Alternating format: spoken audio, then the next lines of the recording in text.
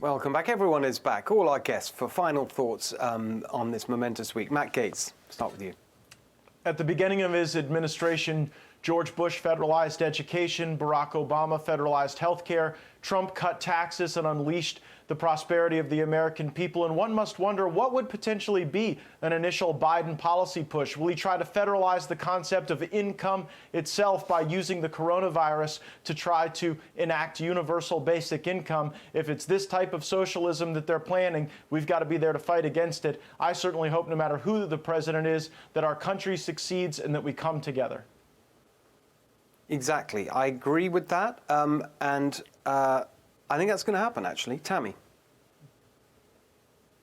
Well, I think that we've got to remember from the beginning of President Trump's first term, he was mocked and derided and condemned, and he's become the most consequential president of the modern era with what he has achieved economically and with foreign policy. And we have to remember that he has also defied all the predictions in the past. He's faced down some remarkable things. I would say we've got an election now separated by, what, 50 to 60,000 votes and 3 states or so. I would suggest that people buckle up and that maybe some of those places in these Democrat cities don't want to quite take down that plywood yet, because we don't know what's going to happen, but the Democrats are trying to rush us along. And perhaps it's because they also are concerned about what the end result might be.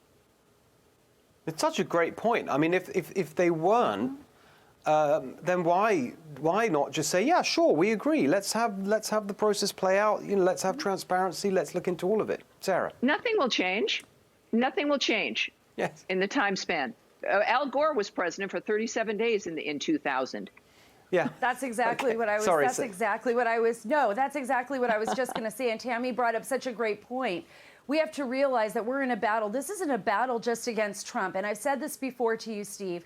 This is a battle against the American people that voted for Trump, against the establishment. The establishment is what wants to stop this. They are trying to teach everyone a lesson.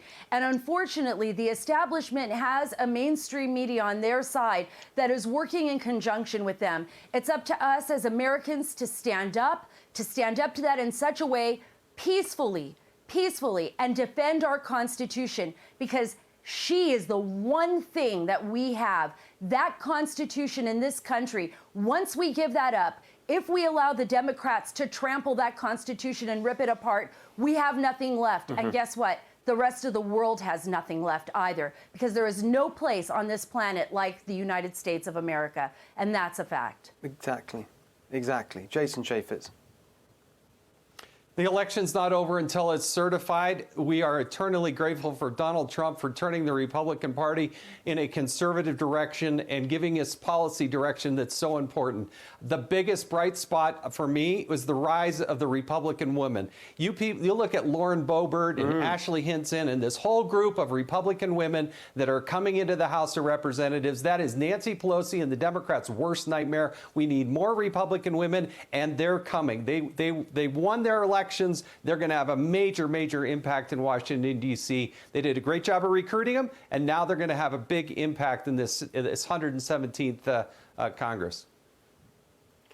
And look, Matt Gaetz, I'm going to go back to you just very quickly. Populism, it's here to stay now in the Republican Party, thanks to President Trump, don't you think?